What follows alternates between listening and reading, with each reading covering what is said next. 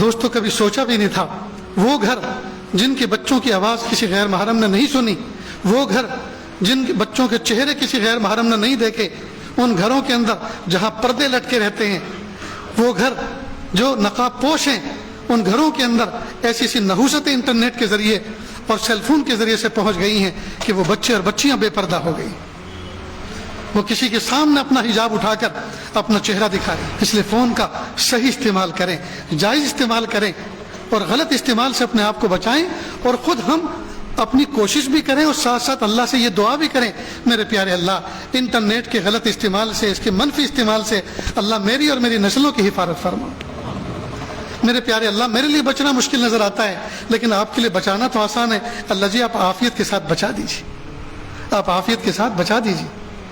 اس چیز کو ہم جیسے اللہ تعالیٰ سے ہم صحت مانگتے ہیں، رزق مانگتے ہیں، روزی مانگتے ہیں، پیسے مانگتے ہیں، کپڑے مانگتے ہیں،